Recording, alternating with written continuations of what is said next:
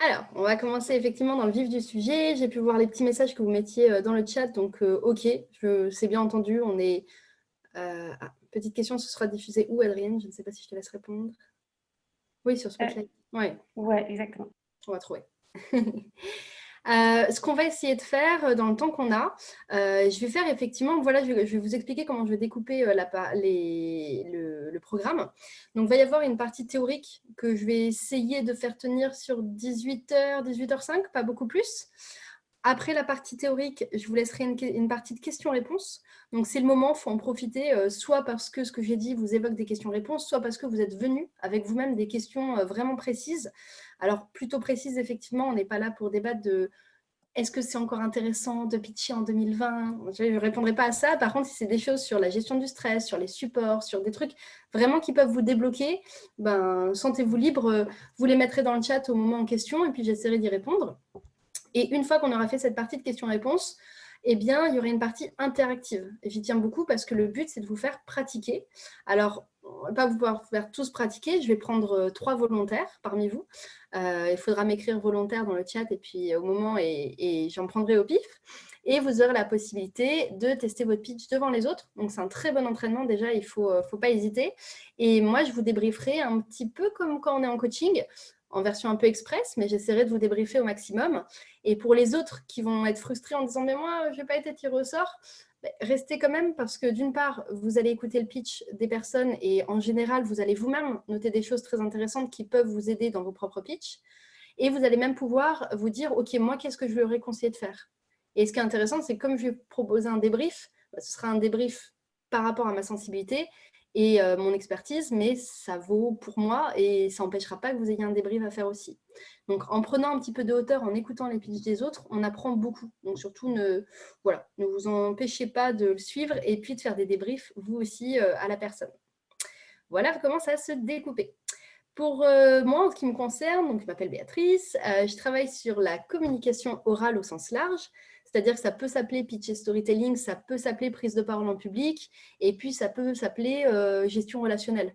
D'accord? C'est vraiment l'idée de parler avec les uns et avec les autres, et de mettre de l'oralité dans nos manières d'écrire. Ça, c'est un petit point que je reprendrai pas mal, c'est-à-dire que la plupart du temps, on est habitué à écrire quand même nos pitchs, et puis à se dire... maintenant que je l'ai écrit, quel support je vais faire? Et maintenant que j'ai fait un support, comment je vais l'oraliser? Et moi, je vous fais faire l'exercice exactement inverse. On oralise d'abord. De ce qui sort de l'oral, on va retranscrire à l'écrit des choses. Et de ce qui ressort à l'écrit, on va l'imager avec des supports. Voilà comment je travaille. Donc, ça ne veut pas dire qu'en une séance, là, en une demi-heure, vous allez pouvoir travailler comme ça, je ne sais pas. Mais en fait, je vous montre juste qu'une autre voie est possible. Et à vous, ensuite, à essayer, à tester des trucs. J'ai vu qu'il y en avait qui disaient qu'il allait avoir des concours ou des choses comme ça. Des concours de pitch, c'est le moment d'essayer des choses, quoi. Donc, pourquoi pas le voir comme ça. Je ne sais pas si des gens étaient là à la séance précédente. Non, ça va, je ne vois pas. D'accord. Parce que comme il va y avoir une redite sur la partie théorique, pour le coup, elle ne change pas. Je n'ai pas fait une évolution.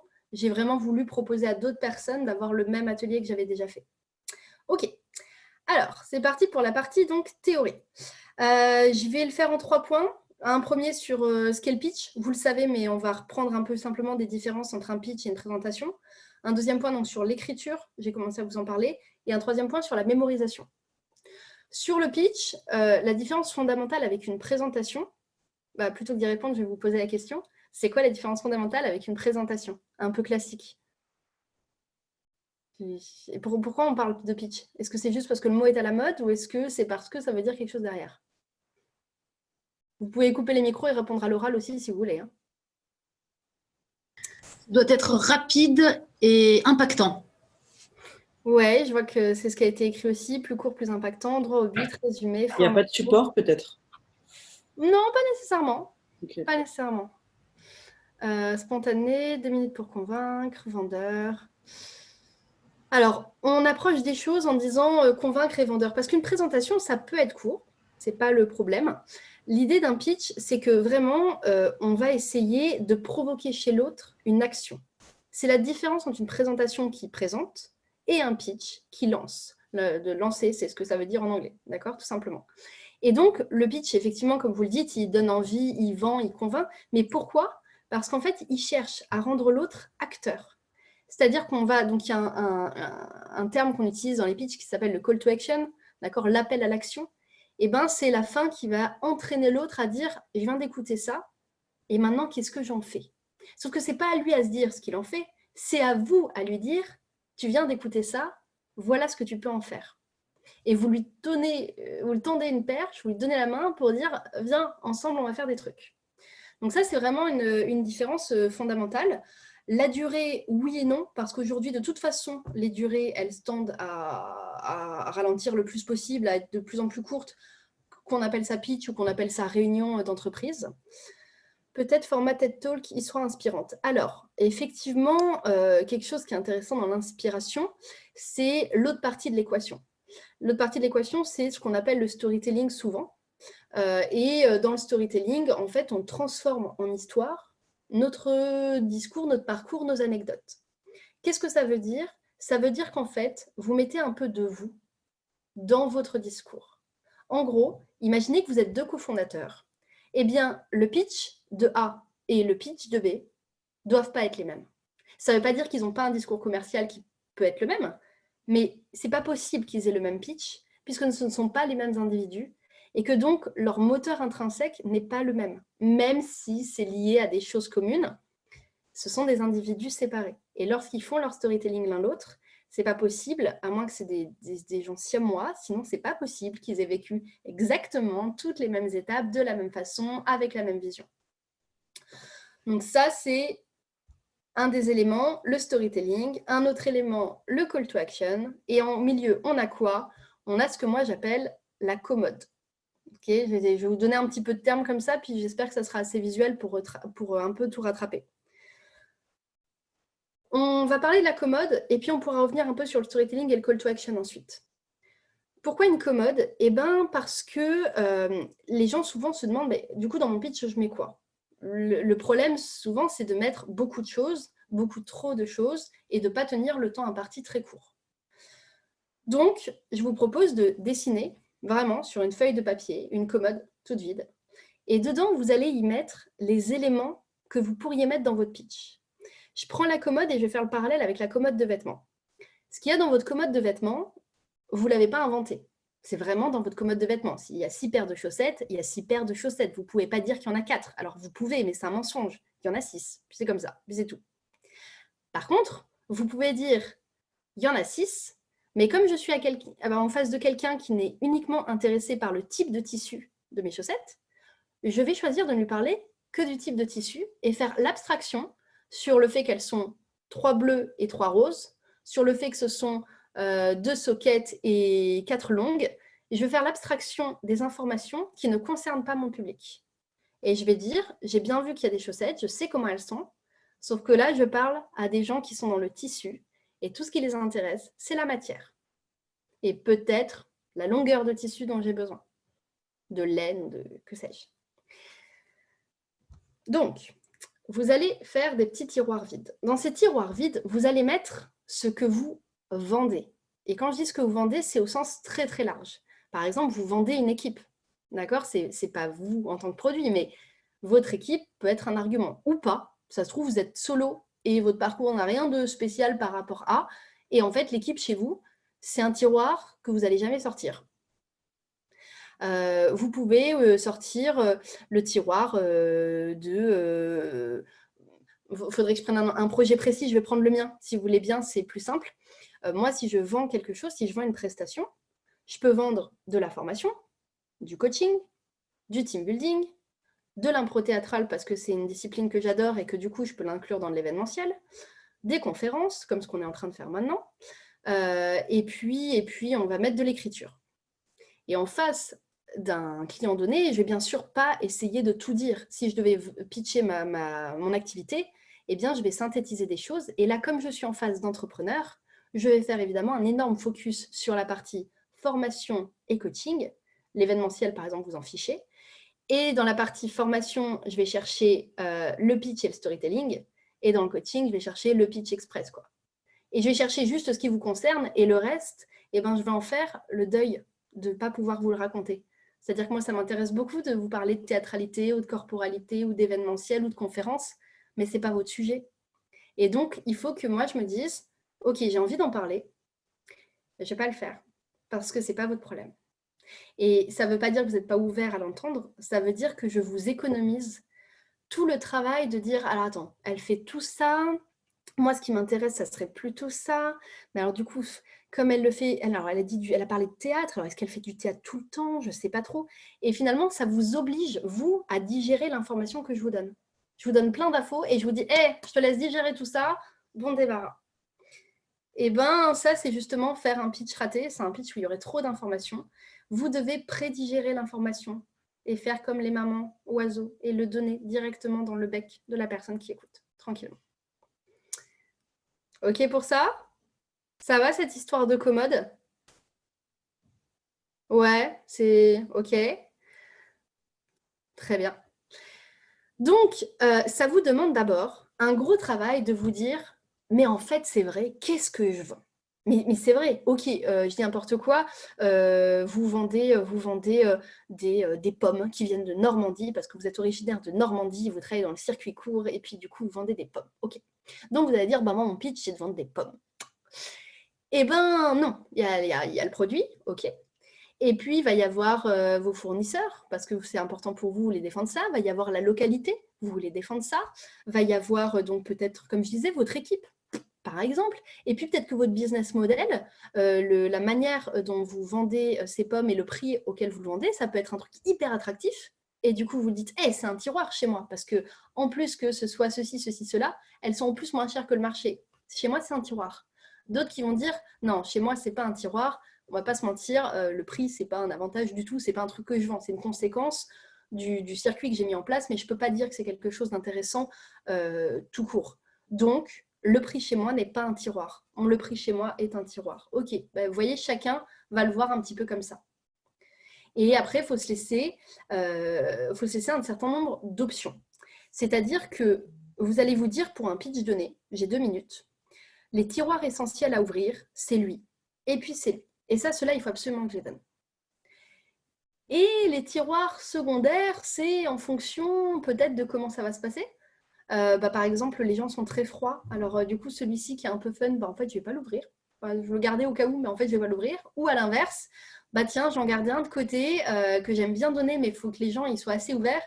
Il y a beaucoup de répondants. Allez, je l'ouvre. Et ça demande une vraie adaptation en temps réel et ça vous demande surtout d'avoir répété votre pitch. Ça marche pour ça?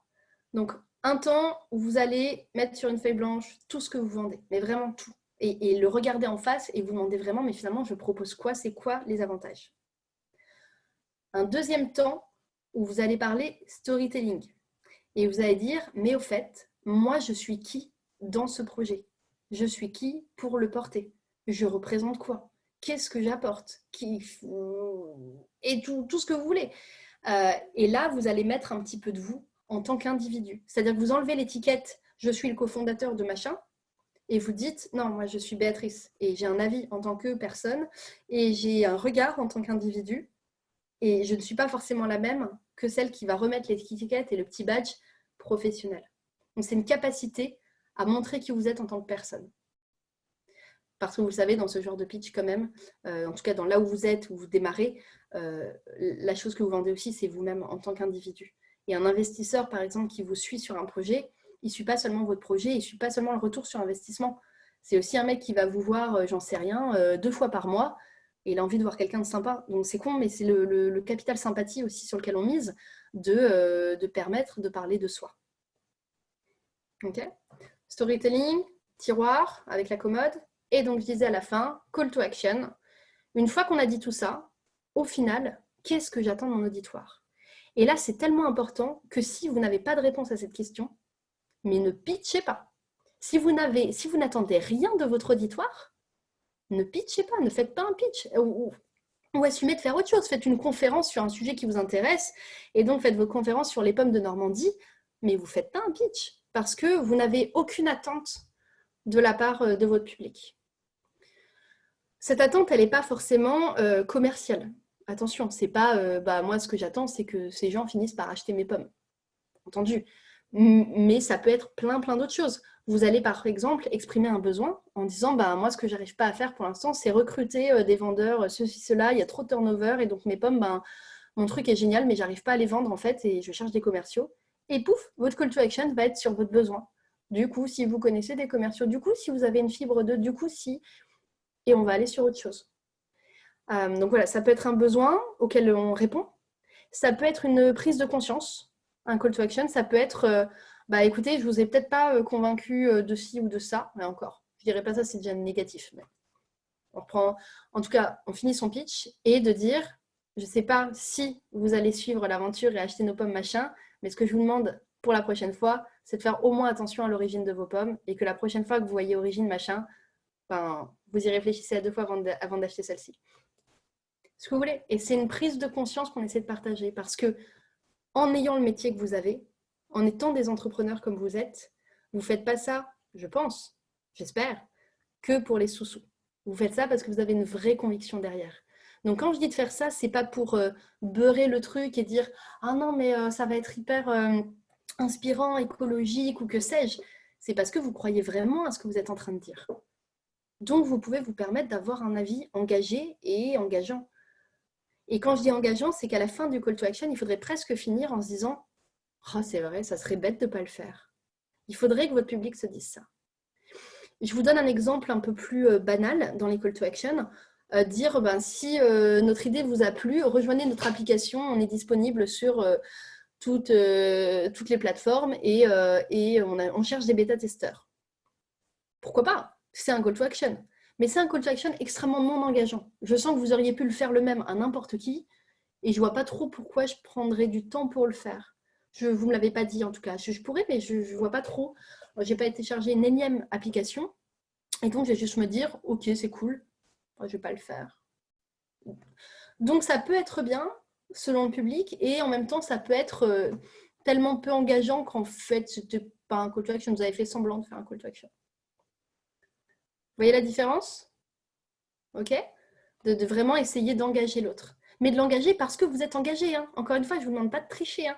L'idée, c'est au contraire de nous faire voir avec toute la transparence possible qui vous êtes et ce que vous avez à apporter au monde. Et comment vous allez l'apporter.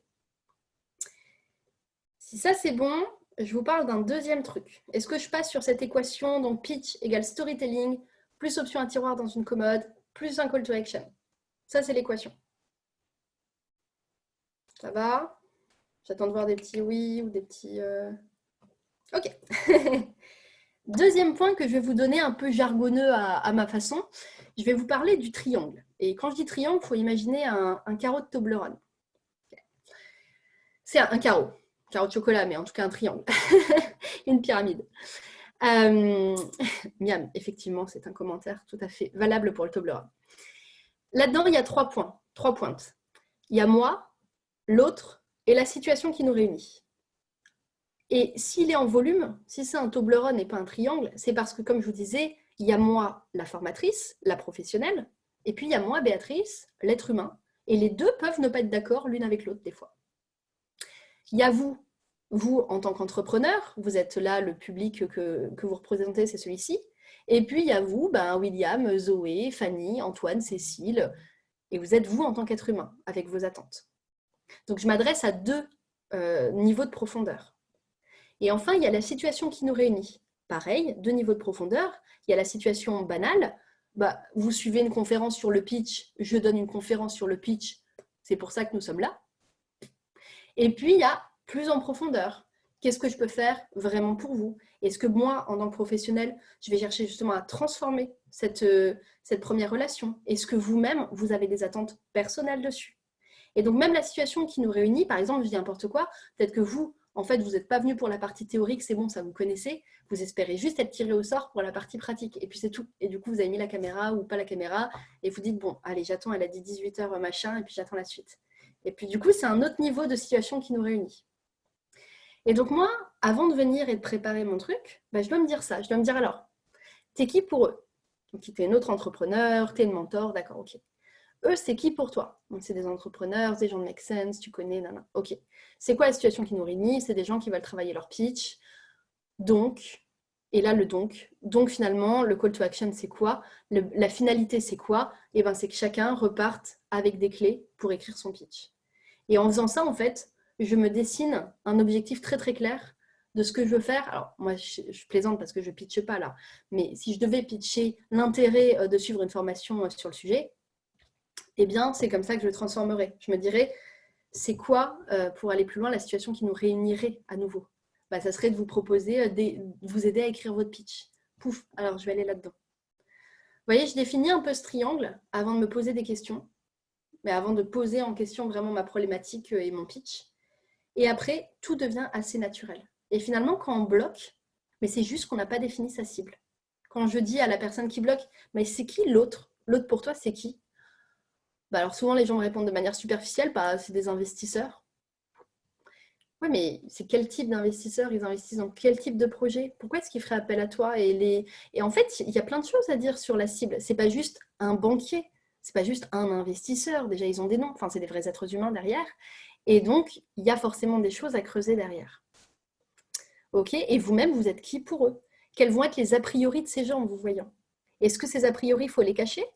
Ou est-ce qu'au contraire, il faut les valoriser?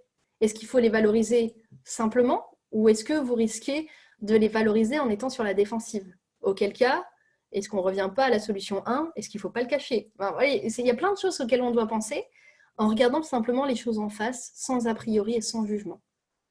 Là, c'est plus le cas parce que maintenant, je suis un peu plus vieille. Mais quand je me suis lancée, j'avais 25 ans. Donc là, j'étais un a priori. Je le savais. Alors, au début, j'ai d'abord essayé de le cacher. Je vais me vieillir, je vais mettre un tailleur et des talons, on ne va pas le voir. Évidemment, on le voit quand même. Et donc, après, c'est comment je joue avec ça, du coup. Et comment j'en joue sans arrogance. C'est hyper dur à jouer avec tout ça. C'est hyper dur, donc c'est de la pratique. Et au fur et à mesure, on trouve son style, on trouve sa patte. Et en fait, au fur et à mesure, ça devient facile. Mais parce qu'il faut le faire beaucoup.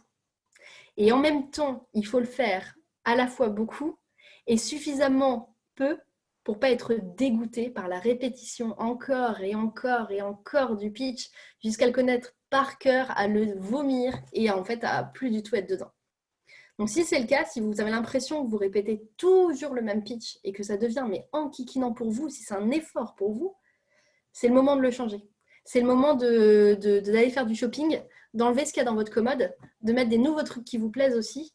Parce qu'en général, hein, si le pitch, vous en avez marre, c'est peut-être aussi des fois un point de patinage dans le projet. En fait, c'est très, très révélateur. C'est-à-dire qu'on croit que le pitch, c'est la finalité du travail préparatoire. Eh bien, je suis sûre que pas du tout. Ça peut être exactement l'inverse. Ça peut être la finalité. Et une fois qu'on a fait le projet, on le pitch. Et ça peut être aussi l'occasion de révéler en fait tout ce qu'on n'arrivait pas à dire et donc il était peut-être temps de changer. Voilà, il faut aussi prendre conscience de ça. Des fois, pitcher et dire les choses à voix haute n'est pas que pour conclure. Ça peut être au contraire pour amorcer. Je crois que c'est bon pour ça. Donc on a parlé de la différence entre pitch, présentation, vous avez vu la différence. On a parlé du tiroir et des tiroirs et du triangle pour se poser toutes les questions en amont.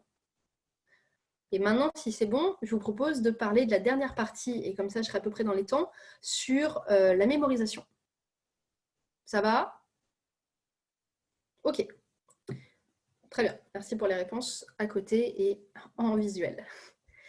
Au niveau de la mémorisation, un gros point important, c'est que vous n'allez pas perdre votre pitch. Il y a plein des fois de gens qui me disent « mais comment je vais faire pour ne pas l'oublier? Est-ce que je peux avoir un support? Sur quoi je m'appuie ?» Je pense qu'avant tout, c'est un problème de répétition. D'accord? C'est que vous ne l'avez pas assez répété à voix haute, vraiment à voix haute, tranquillement, avec un chrono, devant quelqu'un, devant personne, avec votre téléphone portable que vous mettez en mode film et sur lequel vous vous regardez. Donc, je pense que déjà, il y a souvent un problème de préparation orale, pas écrite, hein, orale, qui fait qu'on a peur d'oublier son texte ou, et ça c'est important aussi, on a peur qu'il soit oublié. Parce qu'il y a d'une part, vous, ce que vous dites au public, mais finalement, c'est quoi le plus important? C'est ce que le public va ensuite dire à tout le reste du monde.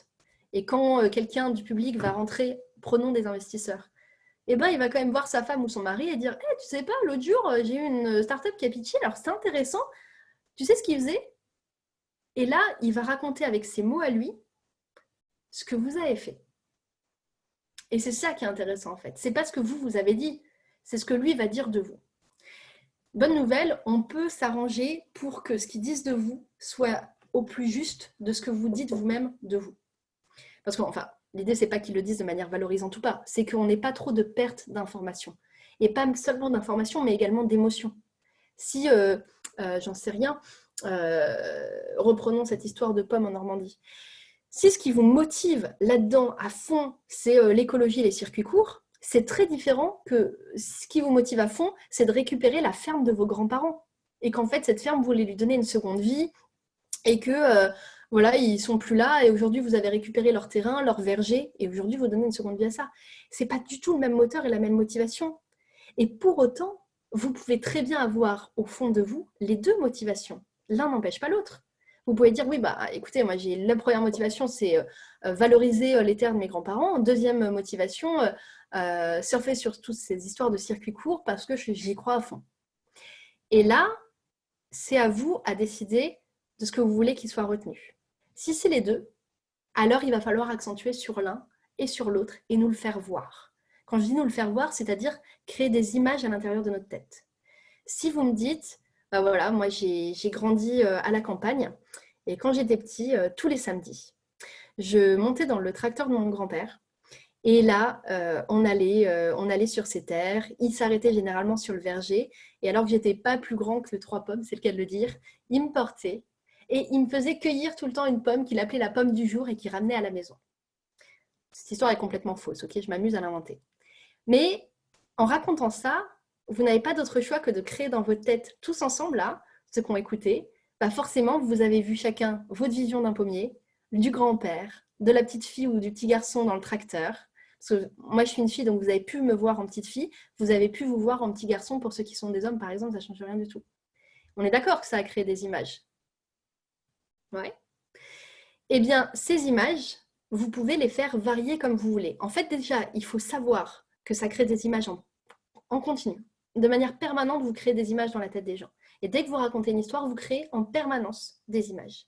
Et ce dont les gens se souviennent, c'est des images qu'ils ont vues dans leur tête. Ce n'est pas ce que vous avez dit, c'est ce que ça a provoqué dans leur tête d'un point de vue visuel. Donc si par exemple c'est très important pour vous ce storytelling avec vos grands-parents, il faut nous donner à voir cette histoire. Et attention, vous ne pouvez pas nous donner tout à voir, parce qu'après c'est trop, j'arrive pas à tout prendre. Donc si cette histoire est centrale, vous centrez dessus.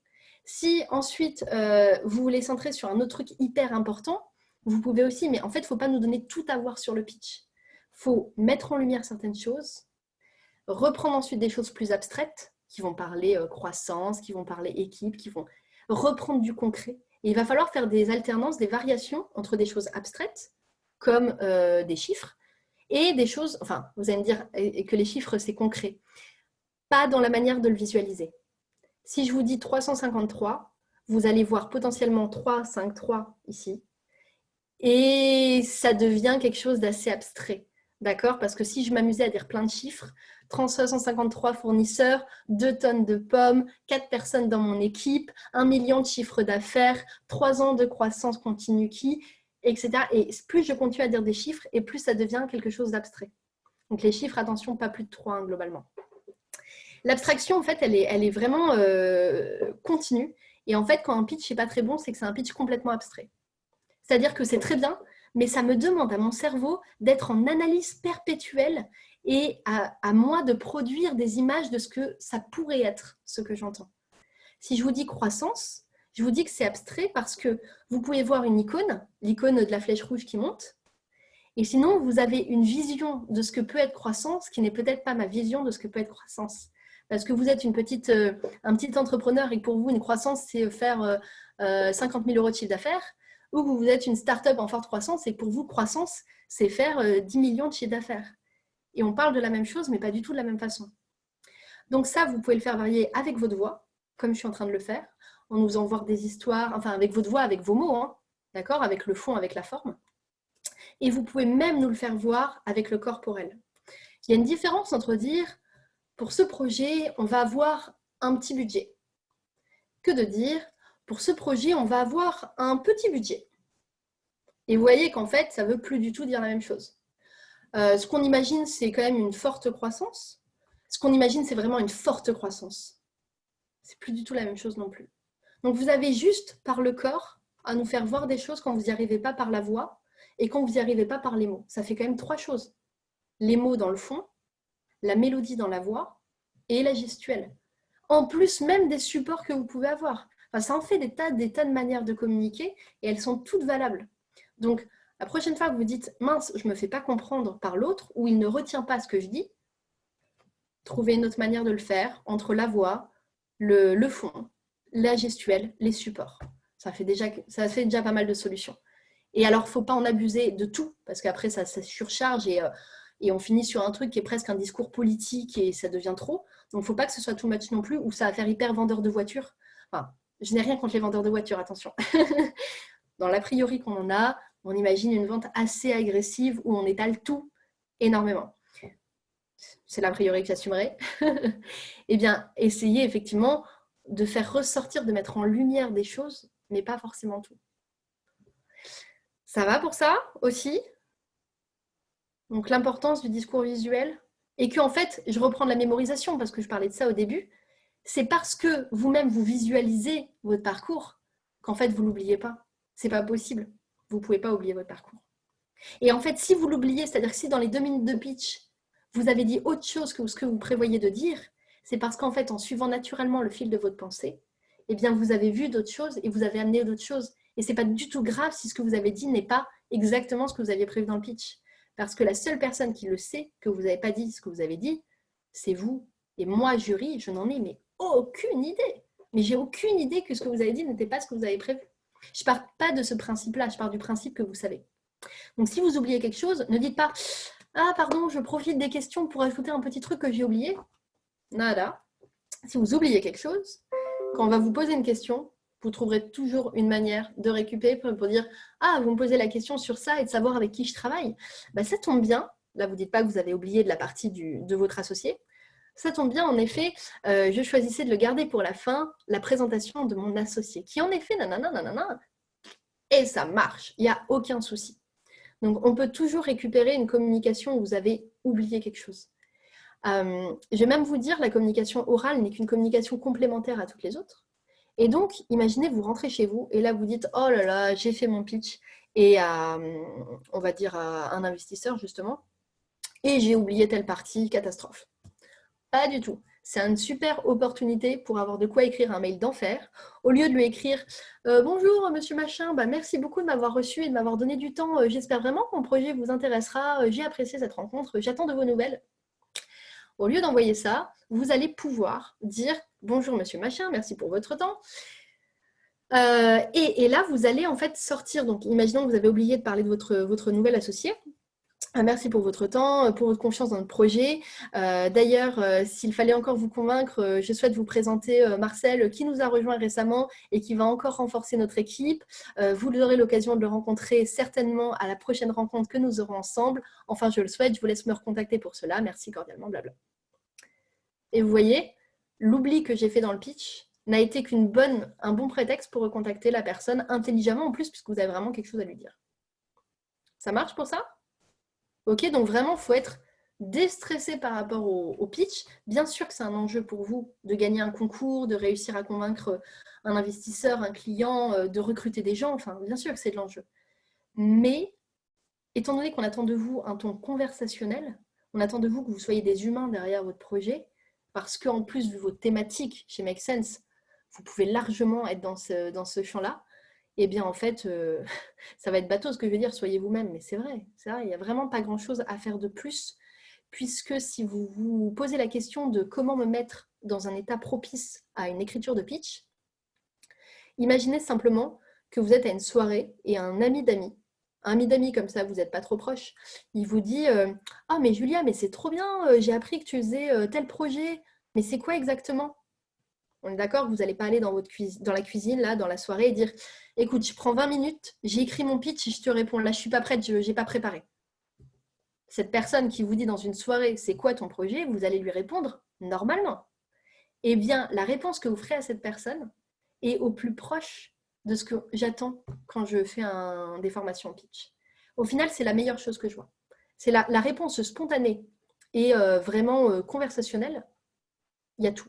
Il y a tout dedans. C'est parfait en général. C'est parfait. Il n'y a plus qu'à l'enregistrer et j'ai juste à vous dire bon courage. Maintenant, tu le répètes de temps en temps, tu le mets en bouche, tu l'interprètes. Tu as fini le travail. Hein. Donc, en général, ça demande un temps de préparation qui est égal à 5 minutes. Et le reste, après, on en discute, on améliore, on peaufine, mais en fait, tout est fait. Et ça, voilà, c'est ce que je voulais vous dire à la fin quand je vous disais, j'espère vous donner une autre manière d'écrire et de voir les choses. Je peux que vous conseiller ça. Donc, on ne va pas pouvoir le faire, malheureusement, dans cette conférence parce que ça ne s'y prête pas et ce n'est pas le sujet ici. Mais je peux que vous inviter à essayer et à voir ce que ça donne et à vous rendre compte que ça permet d'être feignant et malin, dans le bon sens vraiment, dans le bon sens. Vous avez déjà trop de choses à faire pour vous concentrer sur perdre des journées sur le pitch. Ça tombe bien, ce que je vous invite à faire, c'est de ne pas perdre des journées sur le pitch.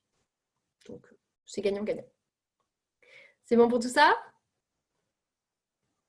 Ok. Et ce que je vous propose, c'est, si vous avez des questions, c'est maintenant. Est-ce que vous avez des choses précises que je n'aurais pas abordées sur ce que vous voulez? Et puis, j'essaie d'y répondre. Merci Stéphanie. On peut répondre par l'audio? Oui, surtout, il n'y a pas de problème. Alors, bonjour. Déjà, merci. Et j'avais une petite question, c'est qu'est-ce que vous conseillez quand vous dites mélanger un peu d'abstrait et de concret?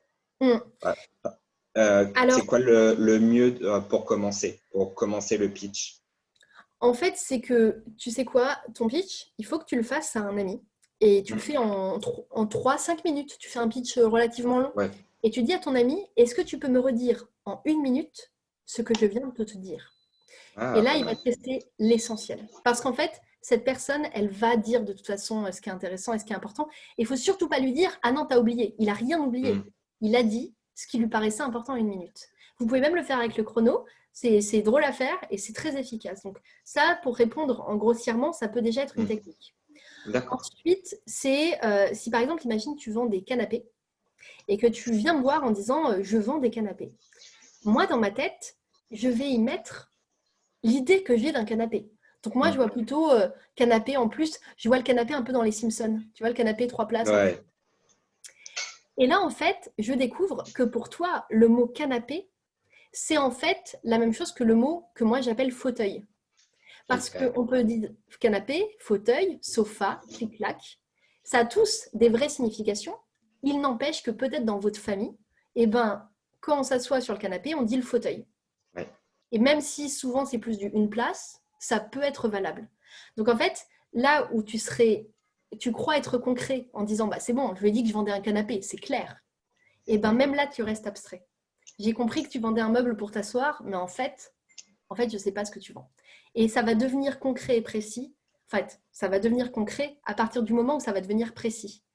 Quand tu vas me dire ce que je te propose pour ton intérieur, c'est un canapé en cuir 3 places avec accoudoir, là, tu me laisses plus beaucoup de possibilités d'imaginer autre chose que ce que tu viens de dire. Et pourtant, je vais quand même imaginer autre chose. Hein. Oui. Ça, c'est sûr. Hein.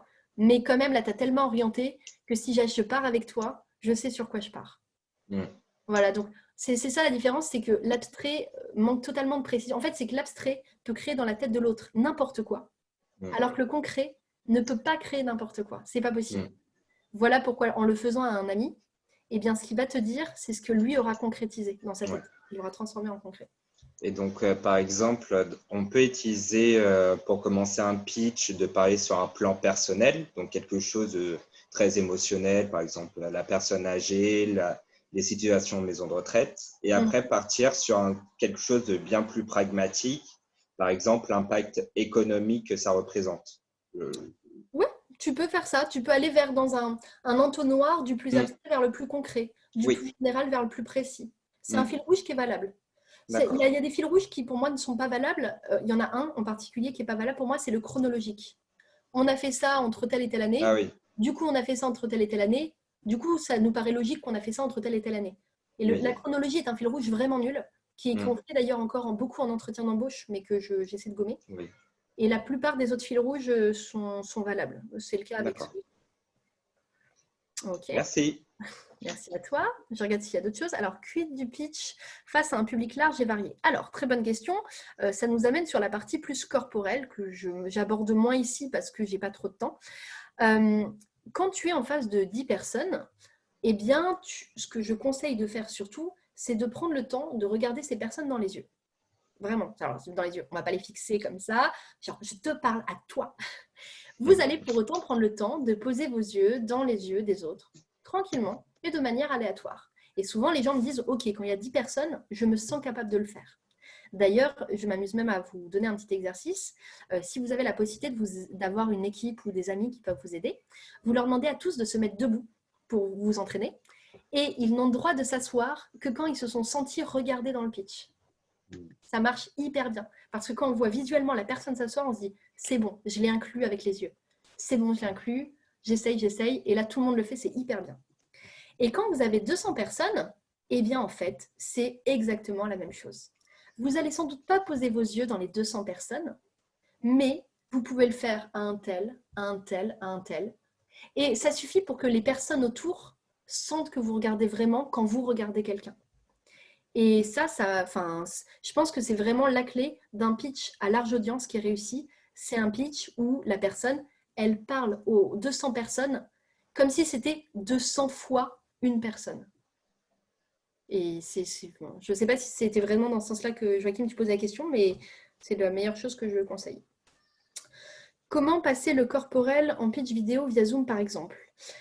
Ben, tu vois, Fanny, j'essaie de le faire. Alors, je ne sais pas si j'y arrive ou pas. C'est-à-dire que j'essaie déjà d'inclure mes mains. Elles sont là et elles parlent avec moi. J'essaie de forcer beaucoup sur... alors, forcer beaucoup. Je joue de mes mimiques quand même. Profitez-en parce qu'on n'a pas le masque et qu'en ce moment, je fais des formations avec le masque où il n'y a plus que ça. Et c'est vraiment pas pratique. Donc là, vous avez la possibilité de faire voir votre visage, jouer avec votre visage. Faites-nous voir des expressions, souriez, détendez, etc. Et je pense que Plutôt en gros plan, alors. Alors moi, c'est j'ai pas le choix. Debout, quoi. Mais effectivement, je dirais pas que en gros plan. Je dirais surtout, tu vois, là, dans ce que je vois de ta vidéo, mais je sais pas si je vois bien, c'est un peu en obscur. Genre avec ta casquette, je vois une ombre très forte de ton visage, ce qui fait qu'il y a une moitié de ton visage que je vois sous l'ombre et il y a une lumière assez forte qui vient d'une fenêtre que je vois de ce côté-ci. Et donc, la contraste de lumière, mais moi aussi, il y a une fenêtre assez forte, d'ailleurs, j'aurais pu faire un peu comme ça, fait que je ne vois pas forcément bien ton visage. Les lunettes, la casquette, la lumière, ça cache pas mal. Moi, je vous invite à dégager et à parler quand même assez proche. Okay. Voilà, mais en laissant la possibilité aux mains de venir. Est-ce qu'il y a d'autres questions? Non, c'est bon. Tout le reste, écriture, gestion du stress, support, pitch à 2, pitch à 3, tout ça, c'est bon. Il n'y a pas de truc particulier? Micro, pas de problème pour ça non plus. Ok. Alors, vu que c'est bon, très bien, eh bien, j'en profite. Pour le temps qui nous reste, je vous disais, ça va être la partie pratique. Je vais vous demander à ceux qui sont volontaires pour la partie pratique d'écrire dans le chat volontaire. Comme ça, je sais. Pour ceux qui n'étaient pas là, je ne sais pas s'il y en a qui ont rejoint un peu plus tard. Il s'agit donc de faire votre pitch en 1 minute. Et moi, je vous fais un débrief en direct, express, de ce que je ferai dans la vraie vie. Ok, allez-y, tous ceux qui sont volontaires, lancez. Peut-être que souvent, les gens ne le sont pas. Et après le premier débrief, ils font « Oh, mais en fait, c'est trop bien !» Et là, j'en ai plein qui mettent volontaire. Si vous ne l'êtes pas, je ne panique pas non plus. En général, ça vient plus tard. Il n'y a que Elliot pour l'instant? Il faut en profiter. Hein. Il n'y a pas beaucoup de moments où vous avez quelqu'un qui vous fait un petit coaching express sur le petit pitch 1 minute. Et en plus, on va de plus en plus pitcher en visio. Donc, c'est pas plus mal de s'entraîner dans ce format aussi. Hein. Oui, je vends mon truc. Oui, je vends mon truc. Donc, que Elliot pour l'instant? Fanny, très bien. Et Marie-Élodie. Très bien. Je prends ces 3 volontaires. Ah, bah voilà, bah William, bah voilà. Bah oui, mais j'ai senti, William, je voyais à ton visage que tu es en mode « Ah, je tente pas !» On va voir si j'arrive à en passer 4. J'arrête là, du coup, il fallait se manifester. Alors, je prends mon chrono, mais ça, c'est pour moi, c'est pour avoir une idée du temps. Et Elliot, je veux bien donc que tu affiches tu mettes ton micro et que tu nous dises à qui tu aimerais t'adresser. Là, ce serait plus pour un concours. Donc, je mélange des personnes qui sont côté sociaux et l'autre côté financier, économique. Donc, je mélange un peu ça dans mon pitch. Après, je ne savais pas que c'était d'1 minute, donc je vais essayer de faire un peu un freelance. Ça dure 1 minute 20, je m'en sortirai. Mais les gens qui seront présents, tu sais qui c'est? Oui, c'est pour Lyon Startup. Donc, il y a des investisseurs, il y a des gens de la BPI, il y a d'autres entrepreneurs, d'autres chefs d'entreprise. Ok, je me mets dans ce mood-là. Très bien. Tu as le micro, c'est à toi. Alors, bonjour, je m'appelle Elliot Bujanda et aujourd'hui, je vous présente mon projet Équipe-toi de tes neuropsychologues. Avant de vous présenter ce projet, j'aimerais vous parler de ses origines. En effet, au cours de ma formation, j'ai pu travailler dans beaucoup de structures, dans le milieu hospitalier, dans la pédopsychiatrie, aussi en psychiatrie, et donc différentes populations, schizophrénie, dépression, TOC. Mais il y a eu surtout un secteur, une population dans lequel j'ai été étonné, voire même chagriné de voir cela. En effet, c'est au sein des maisons de retraite pour les personnes atteintes d'Alzheimer et les soignants. En effet, la première fois où je suis rentré dans ce secteur, j'ai entendu des pleurs, des cris de la part des résidents, ainsi que j'ai pu voir des résidents frapper les soignants. En sachant que cette agressivité envers les résidents est le facteur qui représente le plus de risques de développer un épuisement professionnel ou un burn-out. Il en est de même pour les résidents. En effet, ces différents éléments, on les nomme des troubles du comportement, qui est le facteur qui entraîne la perte de capacité le plus rapide. Pourquoi je vous parle de tout ça? Parce que, comme j'ai pu vous le dire pour les soignants, il représente le facteur le plus aggravant d'épuisement professionnel. Et en France, cela se manifeste au travers d'un absentéisme réellement important. En effet, il représente un coût d'1 milliard d'euros par an pour toutes les maisons de retraite en France, soit 130 000 euros par maison de retraite liée à l'absentéisme. Qu'est-ce que je propose? Eh bien, c'est simple. Je propose en fait de former les soignants à la maladie d'Alzheimer pour éviter d'être agressés ou de voir les résidents avoir des hallucinations, mais en même temps que ça, de prendre en charge les résidents sur les problématiques d'hallucination, d'idées délirantes ou d'agressivité, permettant alors une réduction des risques d'épuisement professionnel pour les soignants, un ralentissement du développement de la maladie d'Alzheimer pour les résidents et pour le directeur d'EHPAD, une réduction de l'absentéisme de ses soignants et donc des retombées économiques. Et cela au travers de l'intervention d'une équipe de 2 neuropsychologues, au travers d'un processus d'intervention spécifique, standardisé et efficace. Je n'ai pas du tout le temps que j'ai mis. Merci, bravo. Alors, 2h30, du coup, je ne t'ai pas coupé, mais bon, je voulais aller jusqu'au bout. Les autres, vous ne faites pas tout ça, hein, sinon on ne va pas pouvoir parler. Hein. Non, bravo. Tu t'es déjà entraîné sur ce pitch? C'est quelque chose que tu as déjà fait? Oui. Oui. Après 1 minute, non, je ne l'ai jamais fait en 1 minute. Donc, c'est plus en 2 minutes, en 10 minutes que j'ai fait, mais bon, là-bas, je serais parti loin. Et celui-là, c'était un nouveau que j'essaie de travailler. Ça marche. Alors, moi, je vais te faire mes retours. Ouais. Avant ça, est-ce qu'il y en a qui aimeraient, alors déjà, ils sont en train d'en faire dans le chat, donc très bien. Est-ce que vous pouvez lui dire des choses un peu plus précises que bravo et c'est très intéressant, ce qui est déjà très, très bien. Merci. Merci. Est-ce qu'il y a des choses, des points positifs ou négatifs, peu importe, que vous auriez relevés, que vous pourriez partager à Elliot, de choses que vous avez remarquées, qui vous ont interpellé, que vous avez aimé, que... J'aime bien que ce soit un peu précis, si vous avez des idées de retour un peu plus précis. Alors, moi, je ne suis absolument pas dans la partie d'Elliot.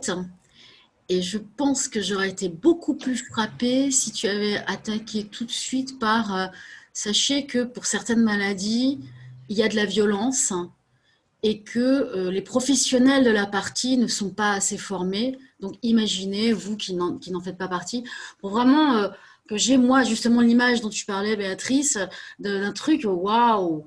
Et en même temps, j'aurais rajouté que la violence, c'est pas que de la violence, c'est que le malade lui-même souffre de cet état.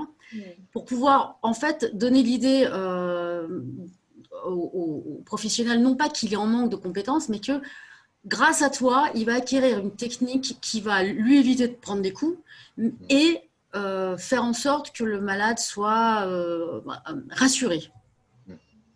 C'est la première action que j'ai à ton écoute. Merci. Merci Cécile. Alors, je regarde s'il y a d'autres choses aussi. Je trouve que c'était un peu récité.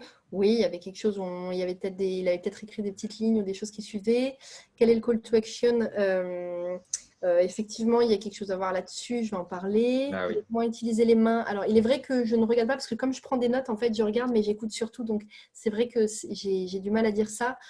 Vu la posture, c'est pas des choses que vraiment je retiendrai ici.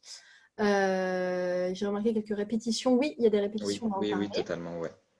Bravo, tête lancée, un petit truc, un tic de langage sur le en effet, oui. Oui. Alors, oui, mais c'est pareil, là, je pense que c'est... En fait, dès qu'on est en construction, en même temps qu'on parle, ces tics, il y en a partout. Ça veut dire qu'on est en construction. Donc, c'est juste ça. C'était intéressant que tu as proposé, ça c'est un truc que j'ai en privé, je trouvais un petit peu confus et je crois que j'ai confondu parfois le malade avec le personnel. Oui, tout à fait, je suis d'accord. Remarque facile, non. Ok. Eh bien, je reprends dans l'ordre de ce que j'ai entendu. OK. Et comme ça, je vais m'associer globalement à ce qui a été dit. Alors, au début, tu commences par le nom de ta boîte qui est improbable, imprononçable et qu'on ne peut absolument pas retenir. Donc, de toute façon, j'ai aucune idée. Et en plus, tu l'as dit un peu comme une signature. C'est comme si je disais bonjour, je suis Béatrice Doradou, votre formatrice en pitch et communication. Oui. Et alors, moi, je connais mon titre par cœur, donc je peux le dire en mode mitraillette. Mais ça ne sert à rien parce que du coup, si vous là, c'est de la triche, vous voyez mon nom écrit, mais sinon, vous ne pouvez pas le retenir. Est-ce que tu peux répéter lentement le nom improbable que tu as choisi? Alors, c'est équipe-toi de tes neuropsychologues. Et c'est ETT Neuropsy. Ok. C'est moins dur comme ça, c'est juste le mot neuropsychologue qui bug. D'habitude. Alors, il va falloir vraiment prendre le temps et je pense que ce n'est pas le moment de le dire maintenant.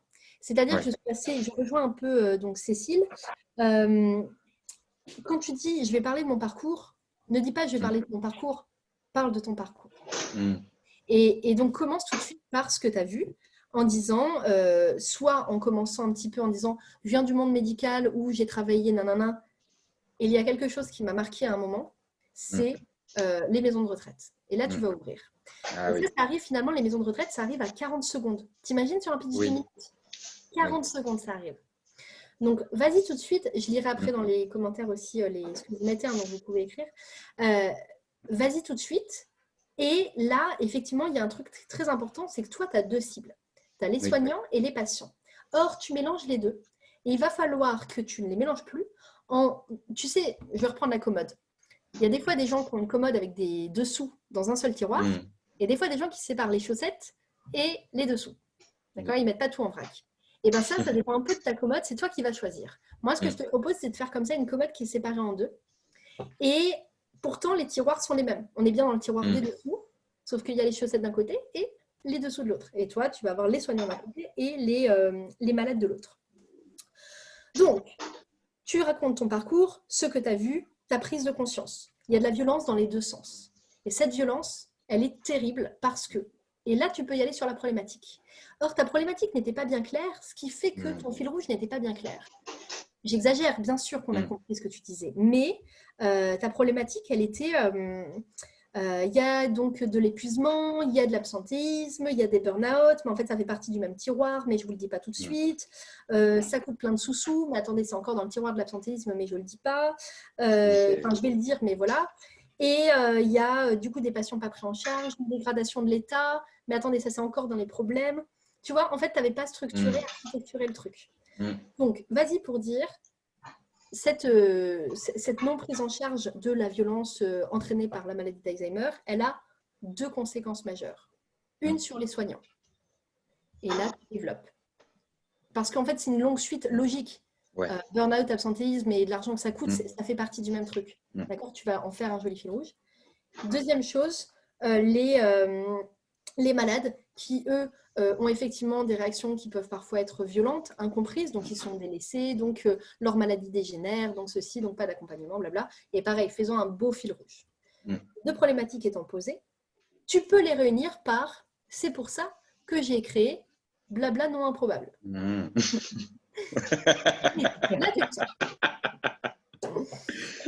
et là, tu nous dis, j'ai créé ça, alors avec un tel et un tel, parce que tu as dit, je vais ouvrir un peu le tiroir de l'équipe. En fait, j'ai plus le temps, je l'ouvre pas, mais bon, vous avez compris, il y a des gens derrière. Donc, pourquoi pas l'ouvrir ou pas l'ouvrir, mais enfin, tu prends une décision. J'ai créé un tel, et là, il nous manque. Mais qu'est-ce que tu fais? Parce que finalement, ça fait 2 minutes 30 que tu parles, et j'ai toujours aucune idée de ce que tu fais, mais je sais pas. Tu fais ce que tu fais de l'hypnose? Est-ce que tu fais de la thérapie équestre? Est-ce que... Je sais pas. Ouais. Et donc, en fait, il n'y a aucun moment où tu as parlé de ce que tu faisais, et je sais pas. Donc, pour moi, le pitch, il est vraiment sur, finalement, tout ce que tu as dit là en 2 minutes 30, tu me le condenses en 30 secondes, et ensuite, tu prends 30 secondes pour me dire ce que tu proposes. Ok. Et là, on a la réponse. Ok, parce qu'à un moment, tu as dit, ça fait un peu du coup le téléachat du, j'ai pas besoin de vous expliquer, ça marche, c'est tout. Et là, tu nous as dit, c'est des processus, c'est une méthode, ça marche, c'est efficace. Oui. Mais ça, maintenant, il faut que j'achète ton truc, Oui. alors que je ne sais pas ce que tu fais. Voilà, donc je ne vais pas plus loin pour avoir d'autres personnes. Je regarde juste si ça correspond à ce que je lis en plus. Le rythme d'évolution est très bien. Oui, au niveau de la voix, c'était bien quand même. C'était un peu lu, sans doute des petites fiches, mais je suis sûre qu'il y a un peu de pratique et ça sera bien. Le nom du projet, tout à fait. Blablabla. Pourquoi je vous parle de ça? Donc effectivement, les chiffres bien parce qu'on n'a pas trop. Ok, super. Je vois que ça s'associe. C'est bon pour toi, Elliot? Oui, c'est bon. Merci. Super. Merci beaucoup. Je vous dis, c'est express, hein, mais bon, ça aide quand même un peu. Deuxième volontaire qui s'était manifesté. J'ai vu qu'il y en a qui m'ont écrit un peu en privé en disant moi aussi, je suis volontaire. Je vais voir ce que je peux faire. C'était Fanny. Fanny, Yes. est-ce que tu veux pas ton pitch? Alors, il n'est pas du tout préparé. Donc, je suis Fanny Legros, j'ai 34 ans. Ça fait 10 ans que je travaille dans le commerce de biens et services et 4 ans et demi que je travaille dans le marché de l'art contemporain, donc plus spécifiquement dans une galerie d'art. Et donc, ce que j'ai pu voir durant toutes ces années, c'est que, et principalement dans le monde de l'art contemporain, il n'y a aucune prévention sur l'éco-responsabilité dans la production des œuvres d'art, dans la production des expositions et dans leur transport dans le monde entier. Donc, le projet est de monter une société de production et de conseil qui s'appellera Autrement Art et qui vise donc à produire des expositions et des œuvres d'art et des outils innovants pour réduire l'empreinte carbone du secteur. Voilà. Très bien, bravo, express, 43 secondes. Alors, attends, je fais juste des petites notes. T'as dit quoi? Peut-être un petit peu trop express. Peut-être un petit peu trop express, mais au moins, on va pouvoir rajouter, t'as mis le squelette, on va rajouter de la chair autour. Alors, attends, je note juste des petits trucs. Ok, très bien. Alors, les autres, qu'est-ce que vous nous dites de beau? Plein de félicitations, c'est très bien. Tac, tac, tac, tac, tac. Alors, blablabla, hyper clair. Oui, call to action, on va en parler. Effectivement, ça a été cuté, ça, donc je suis d'accord. Tac, tac, tac. L'essentiel lié, le constat, le profil, le projet. Très bien. D'autres tours? N'hésitez pas, même à voix haute, si vous voulez en faire. Non, ils écoutent, ils attendent. Alors, je dis les miens et vous n'hésitez pas, pareil, à faire des petits... Moi, je dirais que, Fanny, le monde de l'art contemporain est un monde extrêmement inconnu, qui demande d'avoir des clés culturelles. Et j'aurais adoré que tu me fasses rêver, justement, en partant de la culture et du monde de la culture contemporaine, pour ensuite faire un gros focus sur, en fait, qu'il ne faut pas croire, il y a aussi des réalités qu'on vit tous les jours. Et moi, je propose de régler ce problème. Il y a tel problème. Mais au début, de me faire rêver, parce que franchement, quand je vois de leur contemporain, je peux juste dire si j'aime ou j'aime pas. C'est déjà pas mal. Mais rajouter encore un élément de... Moi, ça me raccroche à un truc que je connais pas. Ok. Pareil, c'est vraiment premier jet, première écoute. Hein. Moi, j'ai juste une remarque sur la deuxième chose que tu as dit ton âge. Et en fait, je pense que c'est une information un peu parasite, parce que du coup, peut-être qu'on le retient pour rien, parce que ça ne nous apporte rien, en fait, de savoir ton âge. Peut-être que juste dire que tu as... Parce que je pense que tu pouvais peut-être le dire pour dire que tu avais de l'expérience dans l'art, que tu avais déjà lu beaucoup de choses. Mais à ce compte-là, dis juste, ça fait 10 ans que je côtoie ce milieu ou que je suis dans ce milieu. Parce que moi, je l'ai retenu. Et en fait, ça m'a presque bloqué pour la suite du pitch. Enfin, peut-être que c'est un défaut à moi, mais voilà. Merci. Ok, merci pour vos retours. Très bien, je vois aussi ce qui est mis dans le derrière. Bah, je vais m'associer pareil à ce qui a été dit. Je crois qu'elle nous parlait. Oui, pour Guy qui dit je croyais qu'elle nous parlait pour se présenter. Effectivement, tu as fait. Alors, c'est pas du tout une erreur, mais c'est souvent ce qu'on fait. Tu as commencé tout de suite dans le vif du sujet. Et c'est vrai que j'ai besoin de temps, moi en tant que public, c'est pas moi en tant que formateur, en tant que public, pour apprécier le truc. Bah, bonjour, donc je vais imaginer que je vous parle à un tel, nanan, ou même pas de bonjour. Je imagine que je vous parle à un tel. Ça y est, j'y vais, c'est parti.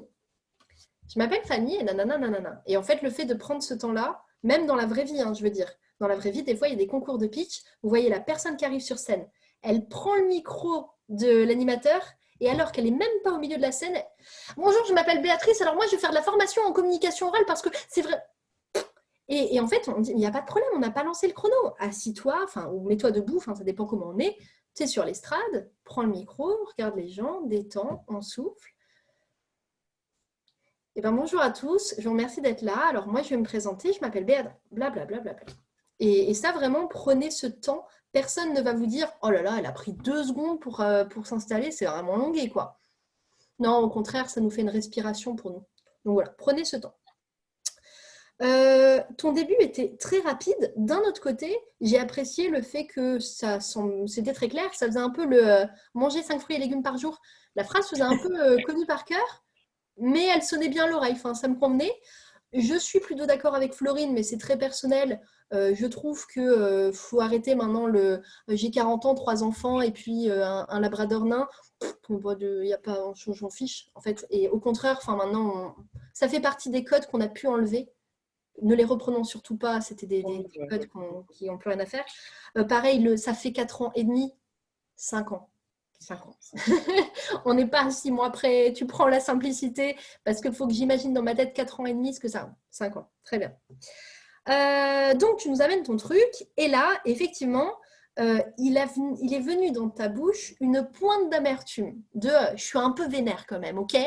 Et j'ai vu quelqu'un qui a mis, il n'y avait pas de sourire dans la voix, il y a eu tout de suite une posture un peu défensive, tout petit, hein, mais tu as fait une petite vrille de je ne suis pas contente. Et effectivement, nous, on ne se rend pas compte. Et là, c'était le moment, je vous parlais de storytelling, c'est le moment de nous faire voir quelque chose. De dire, vous voyez la statue qu'on a amenée dernièrement, dont on a beaucoup entendu parler? Est-ce que vous savez que dans un premier temps, elle était dans tel musée, et là tu donnes le vrai endroit hyper loin, j'en sais rien, dans un musée hyper lointain. Elle a pris l'avion, dans un avion seul pour elle, parce qu'il y avait ça, il y avait des normes, des trucs. L'avion, il a dû être tenu à une température hyper froide ou hyper machin, nanana. Ensuite, c'est arrivé. Et là, tu nous fais le vrai parcours que tu connais de ton expérience. Et tu dis, à la fin de tout ça, la statue, elle va rester 2 semaines et elle va repartir dans un autre musée ensuite pour la même histoire. Voilà ce que c'est que l'art moderne qui passe. Tu vois, j'en sais rien, tu nous racontes ta vraie histoire. Oui, je vois très bien. Et là, forcément, ça y est, on le voit. Et on se dit, ok, donc déjà, je me représente un peu mieux. Et là, tu peux y aller pour un chiffre ou deux, si tu en as, sur un chiffre de gaspillage, de coûts, et nous donner, nous le faire voir vraiment et nous dire, bah ça, ça représente tant de tonnes d'œuvres qui voyagent, tant de... Voilà. Donc, autant d'avions, autant de trains, autant de que sais-je. Et donc là, pareil, tu peux nous dire ton projet pour de vrai, parce qu'un peu comme ce que je disais à Elliot, finalement, je ne sais toujours pas ce que tu fais. Moi, j'ai l'impression que tu te positionnes presque comme une consultante RSE dans le milieu du contemporain. Donc, tu vois, je descends un peu ton rôle dans ma tête. Enfin, je descends, c'est pas négatif, hein, mais je ne l'imagine pas forcément aller plus que cela, parce que je me dis, soit elle me dit ce qu'elle fait parce qu'elle fait vraiment quelque chose, soit du coup, ça semble être une consultante RSE au final. Je sais pas, je pense. Donc, si tu as fait un vrai truc de dire, bah voilà, autrement art, c'est quoi? Et là, ça y est, il faut nous le dire. C'est un process ski, c'est une manière de valoriser les expositions locales pour qu'elles ne voyagent pas si loin qu'eux, c'est une manière de numériser un certain nombre d'œuvres pour le faire voyager sans voyager physiquement. C'est des lunettes 3D, tu sais, qu'on met maintenant pour visualiser. J'en sais rien, en fait, je ne sais même pas ce que tu fais. Donc voilà, donc là, ça y est, c'est pareil que comme Elliot, je ne sais pas ce que tu fais à la fin. Et il faut nous le dire. Et dernier petit point, sur le conditionnel. À un moment, tu as juste utilisé un peu le conditionnel. C'est ce qu'on va faire, c'est ce qu'on ferait. C'était un futur, mais un futur qui me semblait potentiel, mais juste potentiel. Et donc, faites bien attention à parler au présent au maximum, et un peu au futur. Et surtout pas de conditionnel. Voilà, c'est au cas où. Je regarde avec les autres choses. Si je ne me trompe pas, en prise devant le public, les silences sont essentiels et apportent beaucoup. Alors, tout à fait, Solène, c'est juste que là, comme je triche un peu en vous demandant 1 minute, là, c'est l'exercice qui impose un style mitraillette. Effectivement, il faut du silence, si possible, dans quelque chose qui ne dure pas 1 minute. 1 minute, en fait, c'est vraiment le truc du networking. Tu es un événement et il y a quelqu'un qui dit ah, j'ai vu vos petits badges là, autrement art, c'est quoi le principe? Et là, tu as 1 minute. Est-ce que le storytelling peut être du pipeau? Non, surtout pas, Guy. Votre vie regorge tellement d'histoires intéressantes. Quel dommage de se dire je vais en pipoter une. Par contre, vous pouvez faire un truc, c'est autre chose, c'est un parcours client. Vous nous faites voir dans votre pitch un parcours utilisateur type et vous allez dire, bah voilà, Julie, elle est institutrice et elle a toujours voulu faire des cours d'impro pour ses élèves, mais elle ne savait pas comment.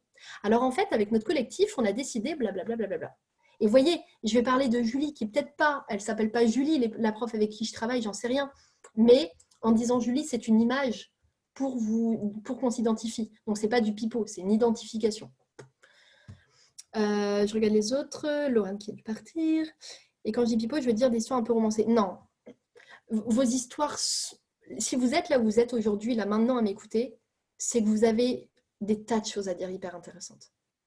Ça serait tellement dommage de chercher un truc à romancer, alors qu'en fait, si vous regardez en face les pourquoi de votre histoire, pourquoi vous le faites, pourquoi ça vous tient à cœur, pourquoi ça vous plaît, si Fanny, elle nous raconte vraiment ce qu'elle a vu, elle n'a pas besoin de pipoter ni de romancer. Si elle le dit avec engagement, enthousiasme, ça va nous emballer, j'en suis sûre. Voilà pour tout ça. Est-ce que ça te va, Fanny? Très bien, merci beaucoup. Merci à toi. Numéro 3, ça va pour les autres? C'est un peu on enchaîne, mais comme ça, on voit plein de manières de faire ces présentations et c'est important aussi.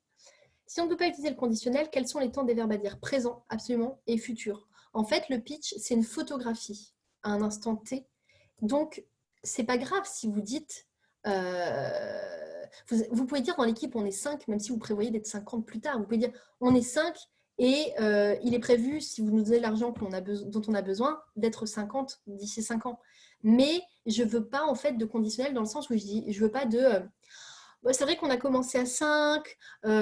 50, ça serait notre idéal. On aimerait bien aller jusque-là. Alors après, on va voir en fonction des moyens qu'on a. Mais bon, c'est plutôt ce qu'on viserait si on arrive d'ici 3 ans à faire sortir le chiffre d'affaires qu'on aimerait. Tu vois, ce truc-là, ça ne me rassure pas du tout. Parce que c'est très utopique. Et donc, il faut vraiment être dans le présent et un peu de futur. Très bien. Eh bien, c'est parti. Je regarde le suivant qu'avait écrit. Toc, toc, toc, toc, toc. C'était... Alors, il y avait Marie-Élodie et William. Je vais voir si je peux faire les deux. Marie-Élodie, est-ce que tu es prête? Oui, je suis là. Alors, je suis désolée, j'ai une caméra qui n'est pas de très bonne qualité. Mais bon, j'espère que vous m'entendez. Ça va, on te voit, ton visage est assez près. Ok, super. C'est parti. Bonjour à tous. Merci de prendre le temps de m'écouter. Je suis Marie-Élodie et je lance un service qui a pour but d'aider les jeunes parents à diminuer leur impact environnemental par le biais de l'alimentation, tout en leur facilitant la vie. Alors pourquoi les jeunes parents? Parce que moi-même, maman de 2 enfants, et n'étant pas la seule dans ce cas-là, je me suis aperçue que c'est un moment de la vie où on a souvent un sursaut environnemental. On veut que nos enfants mangent bien et puis surtout, on veut leur laisser une belle planète. Mais en même temps, c'est un moment où on est hyper débordé et nos belles résolutions de faire des bons petits plats tous les soirs, bien cuisinés, alors qu'on a les enfants accrochés au t-shirt, au pantalon, qui crient, qui hurlent. Ces bonnes résolutions, elles risquent d'être vite mises à la poubelle. Moi, c'est ce qui m'est arrivé plein de fois. Et on craque pour les knacky pâtes, emballées et suremballées dans du blister. Donc, je me suis dit, ok, comment aider ces parents-là et comment moi j'aurais aimé être aidée.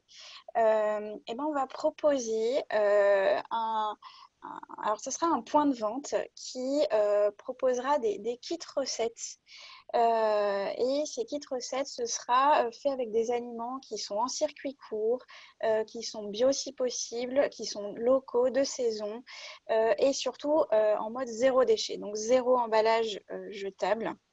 Et l'idée, c'est que ce soit aussi des recettes qui soient faites très rapidement et qui soient bonnes. Qu'on se dise, waouh, en 15 minutes, je peux faire un truc, un petit dalle de lentilles corail aux petits oignons, c'est super bon et tout le monde aime ce plat, même le petit dernier.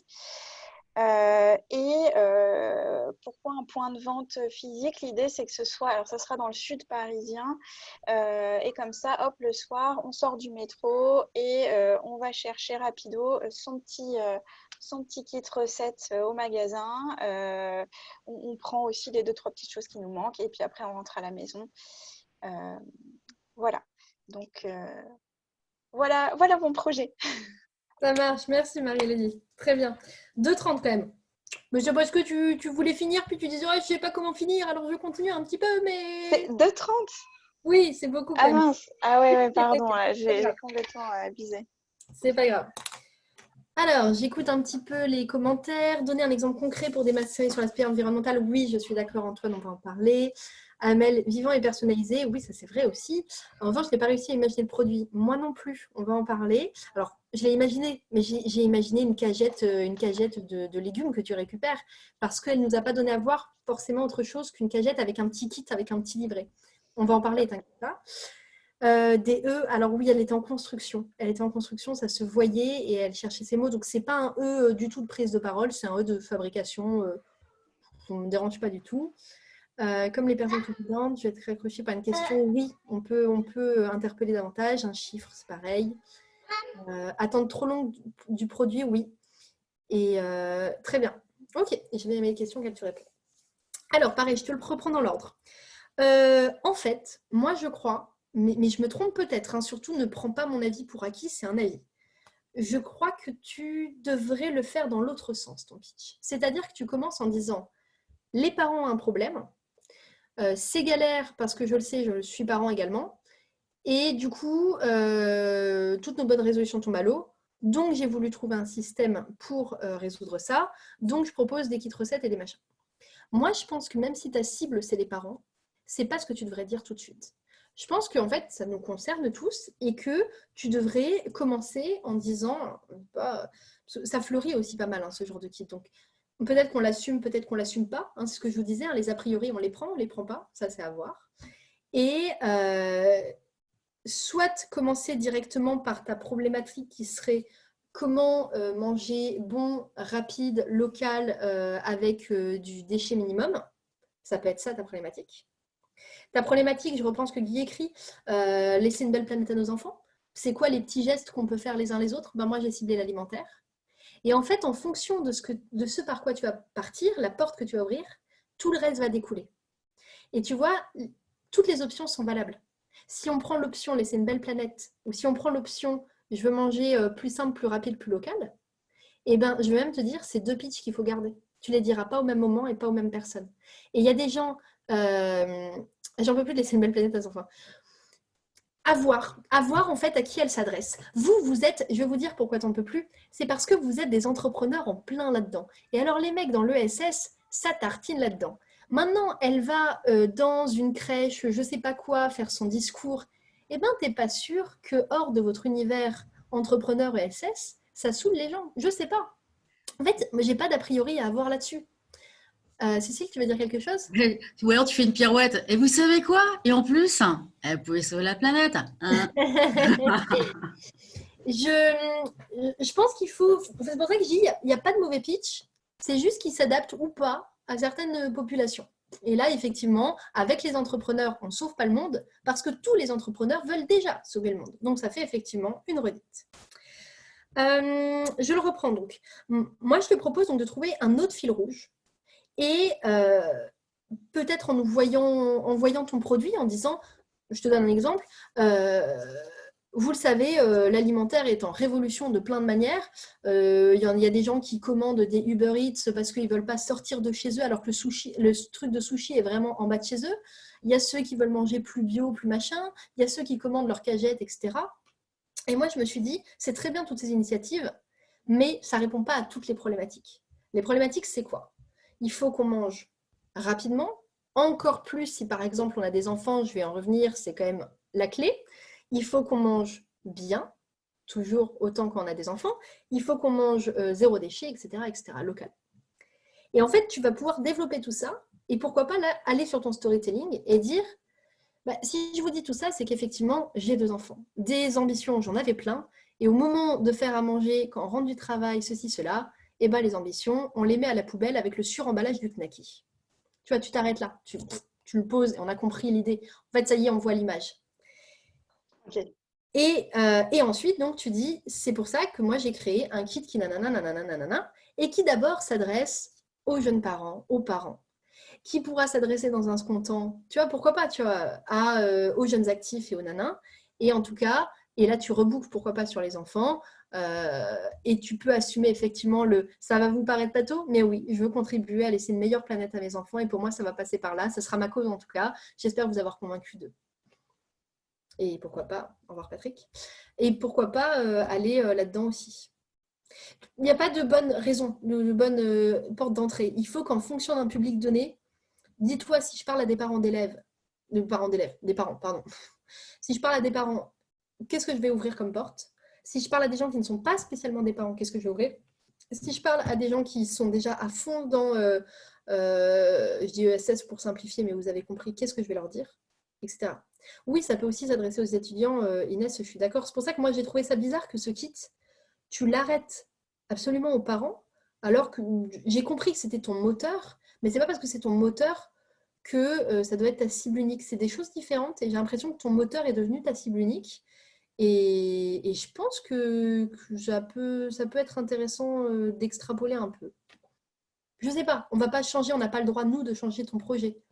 Mais j'ai l'impression qu'en le réduisant aux parents, potentiellement, t'exclus des gens qui pourraient écouter, alors qu'en fait, les combats sont communs et après, la manière de faire est personnelle. Et la manière de faire, donc tu peux commencer par le combat commun, interpeller, intéresser, et pourquoi pas ensuite parler de ton expérience de parent, comment tu l'as résolu et ce que tu apportes. Et là, effectivement, je pense que le produit demanderait un tout petit peu de visualisation. J'ai envie de le voir. Je te dis, moi, j'ai vu qu'une cagette de légumes et je me suis dit, dans ma tête, moi aussi j'ai un bébé, hein, dans ma tête, je me suis dit, ouais, c'est bien beau, mais si au lieu que ma cagette de légumes, je l'achète au primeur, si elle m'arrive par la poste, alors déjà, c'est hyper... Voilà, moi, je vais la chercher dans un endroit, ok, admettons. Bah, n'empêche que je dois encore faire mes purées et qu'il faut que je fasse cuire mes patates pendant 1 heure et qu'ensuite je fasse le mixeur à soupe et qu'ensuite je mette du kiri et quand... Oui, enfin bon, c'est un kit, c'est-à-dire qu'au lieu que j'ai fait les courses, le kit, il m'est préparé. Je suis critique volontairement à Marie, je dis pas que c'est pas, que pas bien ce que tu fais. Je dis Super. on se positionne toujours dans la critique, enfin, dans la critique, comment dire, on se méfie, c'est naturel, on se dit, bon, oui, bon, qu'est-ce que ça va m'apporter? Et toi, il faut que tu partes de ça en disant ce que ça a de différenciant. Et là, je pense que tu avais ta plus-value à ajouter, quoi. Ouais, tout à fait. Super, merci. Super constructif, super intéressant. Merci à tous les autres aussi qui construisent ça. Ouais. Alors, je sais qu'il est 19h-5. Donc, ce que je vous propose, c'est que ceux qui peuvent rester encore un peu, je vais faire le dernier quand même qui s'était porté volontaire, mais après je ne pourrais pas aller plus loin.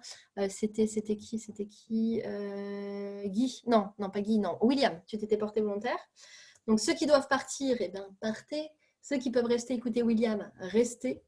Et est-ce qu'avant ça, vu que ça va être l'heure, vous avez des retours, des choses, des remarques, des choses? Est-ce que ça vous a convenu? Ça vous a donné des petites idées pour y aller? Ouais, c'est bon? C'était ça l'important surtout, hein, c'est que ça vous donne des clés et que là, vous vous sentez un peu plus apte à écrire un pitch qui dépote et qui vous ressemble. Super! C'est quand la prochaine session? Je ne sais pas. Je pourrais proposer à Make Sense, vu qu'ils aiment bien et que ça se passe bien, avec grand plaisir. Super! Le revenir tester un pitch, je pars du principe du coup que la prochaine fois, il y aura écrit volontaire. J'ai une question, le storytelling s'applique-t-il à soi ou à ses tiroirs? Eh bien, pour moi, le storytelling, c'est un tiroir à part entière. C'est-à-dire que moi, je me mets un tiroir storytelling Et dedans, j'écris ce que je veux mettre. Parce que des storytelling, j'en ai plein, j'en ai 12 000 comme vous tous. Et je me dis, bah là, j'ai n'importe quoi, je parle à des étudiants. Du coup, le storytelling que je vais raconter, c'est comment je me suis perdue dans mes études, puis retrouvée, parce que ça a été le moment du déclic où, ouais, je vais raconter lui. Et donc, je m'écris storytelling et je me mets un petit mémo, le storytelling de toi étudiante à 18 ans. Parce que je sais que je parle à des étudiants, donc je sais que ça va leur ressembler. Est-ce que tu fais des ateliers plus axés autour du théâtre? Oui, tout à fait Inès. Je peux vous mettre le lien rapidement dans le chat. Ce n'est pas le propos, mais je vous le mets rapidement. Je regarde. T'inquiète pas William, on ne t'oublie pas. Tic, tic, tic, tic, tic. Est-ce que j'ai le lien ici? Alors...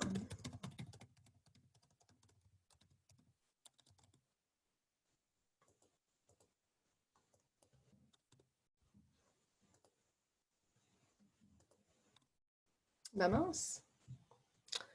Ah, si, c'est bon. Je l'ai là. Je donne des cours pour les particuliers, qui est vraiment des cours d'impro, et on est 6-7 profs, donc on est quand même beaucoup. On se varie et puis on a chacun un peu nos spécificités. Et c'est vraiment des cours d'impro classique, mais uniquement pour les gens qui veulent s'améliorer en prise de parole en public. Donc du coup, c'est très orienté. C'est pas des cours pour devenir comédien. C'est pas, on n'est pas là pour faire de la scène et faire les cakes. On est bien là pour s'amuser. Ça c'est très clair. C'est fun et c'est un jeu. Mais tous les gens veulent s'améliorer en public quand ils sont là. Donc forcément, bah, ça colore le cours. Donc ça change un petit peu. Et ça commence mardi 5 octobre. Lundi 5 octobre, c'est le premier cours. Donc on peut tester parce qu'il reste encore 4 places, je crois.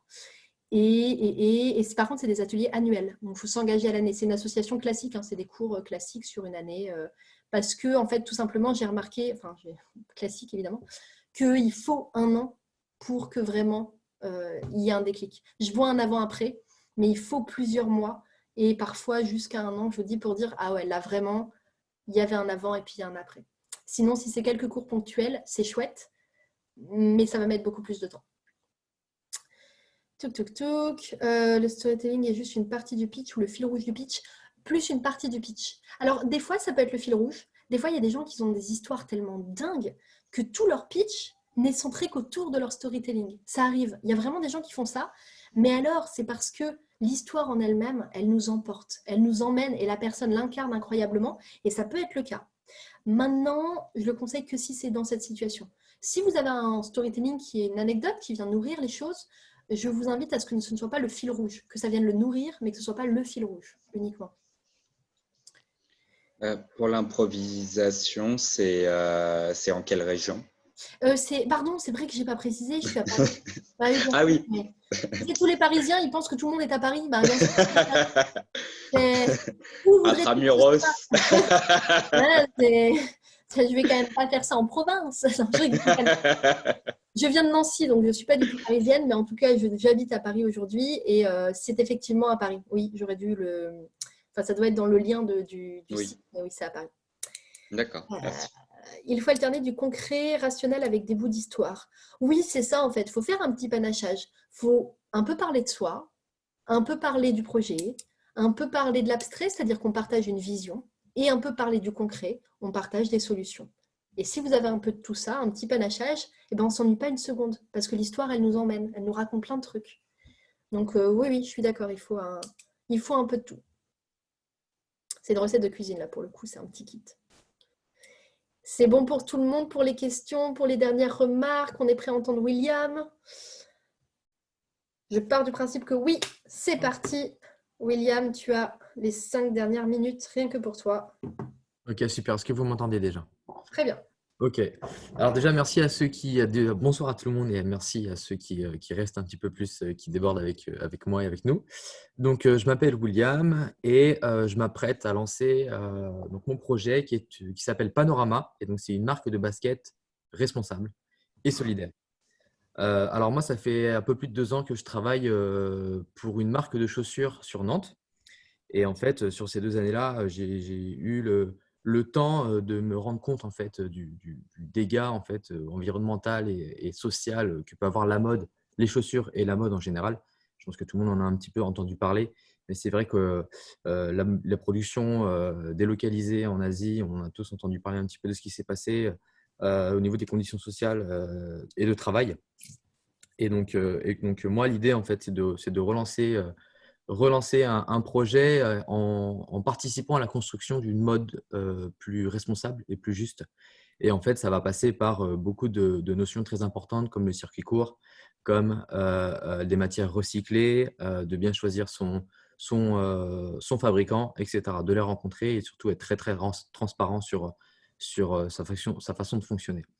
Donc aujourd'hui, moi, je suis accompagné de Stéphane, qui est mon associé, avec qui je travaille déjà aujourd'hui. Et là, j'attends des prototypes qui vont arriver la semaine prochaine, des baskets que je vais pouvoir ensuite designer et marquer un petit peu plus au niveau du design au final. Très bien. Voilà. Alors malheureusement, j'ai pas le temps parce que là, j'ai 49 secondes. Mais en fait, j'ai dû rater les 30 premières, je pense, où j'avais mon doigt qui n'a pas bien appuyé. Donc, Je pense que ça fait une, mais parce qu'il est deux, j'ai commencé à 19.1 et il est 19.2. Ok, j'aurais dit un poil plus, j'aurais dit une minute Un 20, petit peu un truc plus, comme ouais, ça. sûrement. Ouais, il est 3, donc ouais, un peu plus. Ok, très bien. Alors, comme d'hab, est-ce que vous avez des petits retours, des petites remarques? Alors, pour le punch, le pitch de départ, moi j'étais à une conférence la semaine dernière où il y avait un entrepreneur qui fait aussi des baskets éco-responsables et qui a 0 copec, 0 roupie pakistanaise en marketing. Et son pitch, ça a été, savez-vous combien vous payez pour la ligne budgétaire marketing quand vous achetez des chaussures de sport de grandes marques? Nike and so on. Eh ben, c'est entre 60 et 80% du prix. Donc, tu pourrais commencer par dire, quand vous achetez des baskets, eh ben, il y a 80% du prix qui vont dans le marketing. Et là, tu peux après aborder le circuit court, la qualité des produits et dire, et moi, voyez, ben, j'ai envie de faire autre chose. Et je vous propose tel ou tel truc. Tu vois, vraiment un truc, moi, si je comprends que sur 100 balles, il y en a 80 pour des guignols qui font des pubs ou pour des mecs qui touchent des gros contrats pour prendre des belles photos, j'ai plus envie de les acheter. Tu vois D'accord. le Ouais, truc. ouais, je vois dans la Parce que répartition. ta cible, c'est des gens qui veulent plus dépenser de l'argent pour rien, Ouais. mais qui veulent rester à la mode. D'accord, je vois ce Comme que. ça, j'ai compris ta cible. Ouais, ouais, ok. J'ai bien compris. Ok, merci. Un truc.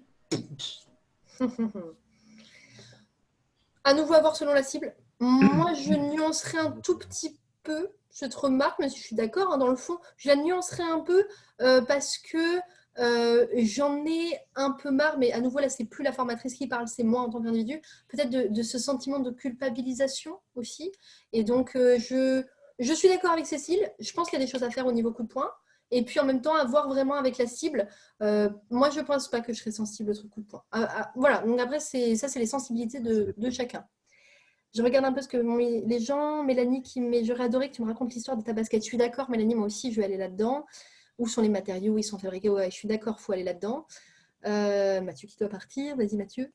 Beau projet, petit détail, ton regard était souvent vers le bas, comme si tu regardais par terre. Je pense qu'il voyait ses notes, et il y a un bureau, je pense aussi, ton clavier, enfin, je sais pas. Je suis vraiment au-dessus et du coup, j'ai la tête qui baisse parce que je lis en même temps. Enfin, je lisais. Ouais, je pense que c'est ça. Je regardais l'écran et c'est en bas. Quelle est ta valeur différenciante par rapport aux innombrables marques de mode responsable? Oui, je suis d'accord aussi, un peu, Guy, je serais aussi un peu allée là-dedans. Alors, je reprends. Donc, tu annonces d'abord la phrase. Moi, je pense qu'effectivement, je ne l'annoncerai pas tout de suite parce que tu donnes déjà le goût du gâteau. Moi, je suis dans la basket responsable et solidaire. Comme dit un peu Guy ou les autres, je suis d'accord sur le fait que ça peut nous amener à nouveau du « Ah, encore un ?» Tiens, je prends comme ça. Et finalement, je rétro-pédale dans mes a priori lorsque j'entends ton expérience, qui en fait est intéressante et un petit peu trop dilatée. Je pense que c'est aussi ça que Cécile voulait peut-être dire, c'est que ça pouvait se condenser beaucoup plus avec un... ça fait 2 ans que je travaille dans le milieu de la basket. Je suis à Nantes. Et alors qu'on a plein de bonnes initiatives et qu'on défend plein de trucs chouettes, et bien pour autant, ça n'enlève pas la quantité de gaspillage que je vois à tous les niveaux, pas uniquement au niveau du produit ou du suremballage, mais au niveau, et là donc tu racontes un peu ton expérience, tu vois. Je dirais qu'il faut savoir le nuancer, pas le raconter trop forcément à nouveau en mode oh mon Dieu, on est horrible et tout ça, et quand vous achetez des baskets, vous tuez des bébés pandas. Je nuancerai un petit peu, mais on peut aller là-dedans. Et Et donc, toi, ça t'a donné envie d'aller vers une mode plus responsable et plus juste. Et là, tu peux même t'amuser en disant, et on est beaucoup à avoir cette envie. Et c'est une bonne chose, c'est un bon signe. Il y a de plus en plus de jeans qui prennent moins d'eau, de t-shirts qui sont moins ceci, de coton qui sont moins blanchis. Et tu peux en fait même partager ce constat avec nous et dire, je suis sûre que ça vous intéresse, que ça vous concerne et que vous êtes déjà en train de faire un pas dedans. Maintenant, le monde de la basket, et là, tu peux nous parler un petit peu aussi de ce que c'est. Tu vois, tu raccourcis au début le côté constat négatif, tu inclus, tu parles de ton projet, et pouf, tiroir peut-être sur ce que tu vas amener avec tes bénéfices. D'accord? C'est importé en Asie, machin, au Bangladesh ou que sais-je. Moi, ce que je veux, c'est du circuit court parce que c'est possible. Il y a une étiquette qui est illisible, on ne sait pas d'où viennent les matières, comment c'est assemblé. Ce que je veux, c'est la transparence aujourd'hui. On l'a pour la viande bovine française, ben on peut l'avoir pour les baskets également. Enfin, tu le vas par étapes. Enfin, les matières, c'est toujours des nouvelles matières hyper traitées, hyper lavées, hyper ceci, hyper machin. Je pense qu'on pourrait simplement utiliser des matières recyclées. Et tu déroules tranquillement ton truc. Et là, je suis d'accord qu'on pourrait voyager un peu plus. Parce que soit tu dis simplement je suis contre ça et j'aimerais ça, soit tu prends l'inverse, ce qui est possible aussi, il n'y a pas de bonne ou de mauvaise, et tu dis ben voilà, je suis allée dans un petit village du coup à côté de Nantes où je travaille actuellement, et là j'ai vu des matières pas croyables de nanana, et tu nous emmènes là-dedans. Et puis ensuite, mon associé, il vient du sud de la France, et là-bas, ben, il y a ça. Et on s'est dit, ben, en fait, entre les semelles en cuir, nanana, et le tissu que j'ai, et ben, on va rester dans une production française, blablabla. Enfin, je sais pas, en fait, tu peux nous faire voyager un petit peu parce que je pense qu'il y a de quoi faire. Ok, ouais, carrément. Et enfin, donc toi, tu as ouvert le tiroir de l'équipe, mais juste en parlant de l'associé très légèrement, nous sommes allés. Soit on peut en parler ensuite. Tu vois, quand j'ai voulu dire que ton associé était dans le sud de la France et travaillait sur le cuir 2, bah, en fait, c'est parce que peut-être tu pouvais dire un mot aussi sur une complémentarité dans votre travail, éventuellement. Si t'en dis pas, moi, je pars du principe qu'il fait un peu la même chose que toi. D'accord? Donc, mon cerveau ne part pas du principe qu'il fait autre chose. Du coup, il part du principe que c'est la même. Et là, fais-nous un peu rêver sur le prototype en disant, alors là, pour le coup, tu aurais le droit d'avoir un visuel. Ça serait trop bien que tu aies un visuel, que tu aies un prototype avec toi. Si tu n'as pas le prototype, que tu aies un visuel. En disant, cette chaussure, elle ne va pas seulement être confortable, mais surtout abordable et surtout respectueuse. Elle va aussi être belle, parce que ça fait partie des valeurs. Et là, quand tu as dit que tu allais la designer, moi, je me dis, ah, mais peut-être qu'en fait, il ne nous a pas dit ce qu'il faisait dans le truc de basket. Peut-être qu'il est designer de quelque chose. Peut-être que, je ne sais pas. Et en fait, c'était le moment, finalement, de pas tant te présenter au début. Tu vois, tu dis au début un début de storytelling et tu le rattrapes à la fin en disant parce que je vous ai pas dit ce que je fais là-bas. Mais moi, ce que je fais, c'est designer des baskets. Et grâce à ça, eh ben, je vais pouvoir faire aussi que ce soit beau, que ce soit ceci, que ce soit cela. Pourquoi pas le faire à étage? Mais bon. Cécile, tu voulais rajouter? Oui, je rebondis sur ce que tu viens de dire, Béatrice. Ça me fait penser, tu pourrais présenter des éléments de ta basket et dire aux gens, vous en faites quoi? Et après, faire ta basket, et vous avez vu, c'est beau, c'est confortable. Enfin, tu vois, faire rêver aussi les gens ou imaginer ce qu'ils pourraient, eux, faire comme un rébus. Et c'est eux qui, dans leur tête, font la modélisation du truc. Tu veux dire Je ne suis pas sûre de comprendre. Comme tu disais qu'il faudrait qu'il ait peut-être des éléments à montrer. Et là, il pourrait les montrer de manière disparate. Ou tu vois, par exemple, il est sur l'écran, puis tu as un truc qui apparaît, un deuxième, un troisième, un quatrième. Et on fait quoi de ce truc? C'est quoi, machin? Et les gens imaginent tout seul dans leur tête. Et puis là, on va arriver à la basket. D'accord. Je vois que Cécile. Et là, tu dis, c'est confortable. Hein. C'est ceci. Et en plus, qu'est-ce que c'est beau! Tu as des talents en motion design, en 3D, tu peux effectivement nous faire des baskets complètement détendues. Pourquoi pas? Mais je suis d'accord, il y a des choses à faire visuellement. En tout cas, dès que c'est un produit visuel et qu'on s'attend beau, parce qu'aujourd'hui, les baskets solidaires aussi, on en voit plein, et c'est beau, plein de trucs qui sont chouettes. Donc c'est vrai qu'il y a ça aussi une différence peut-être à jouer là-dedans. C'est exactement ça. Ouais. C'est vraiment sur l'expertise chaussure. Moi, ça fait 2 ans. Mon associé, ça fait 20 ans qu'il travaille dans la chaussure. On a un sourcil malade avec des matières et tout, donc on est capable de faire un truc vraiment, mais vraiment hyper quali, hyper beau. Je pense centre-toi sur ces qualités-là, défends-les, assume le fait que la mode responsable devient un sujet de mode, c'est le cas de le dire, assume-le et dis que toi, tu vas le faire aussi, tu vas y contribuer, tu vas participer à cette vague et tu vas le faire à ta sauce. Et en plus, ça va être beau et accessible et c'est génial. Et je pense qu'il faut assumer ce truc-là et réunir les gens sous ce chapeau-là. En Ouais. disant, j'imagine qu'aujourd'hui, quand vous achetez du H&M avec un jean à 19 balles, machin, vous savez aujourd'hui, on sait tous que ce que veut dire d'acheter un jean à 19 euros. Et on Oui. sait ce que c'est aussi d'acheter une basket à 17 euros, on le sait. Et donc, on peut jouer un peu sur le fait que le public est déjà sensibilisé, mais toi, tu y vas par l'action, quoi. Ok, ça marche. Ça va pour tout ça? Ouais, très bien. Merci à tout le monde pour vos retours et merci à toi. Cool. Et ben, merci à tous d'être restés pour le petit extra, d'avoir aidé les uns et les autres. J'espère que ça vous a bien aidé aussi. Et puis, je reste dispo s'il y en a qui ont des dernières questions, mais les autres, vous êtes libres de faire votre vie et votre pitch et tout le reste. Et beaucoup de succès. Et merci.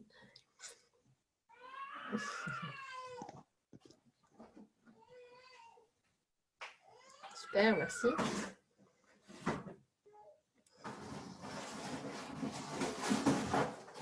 Attention.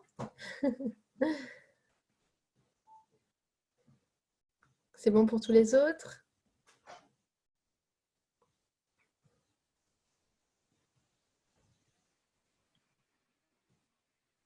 Super. Merci Sandrine, très gentil. Bon, bah chouette. Eh bien, bonne soirée à tous alors. Ciao. Ciao. Ciao.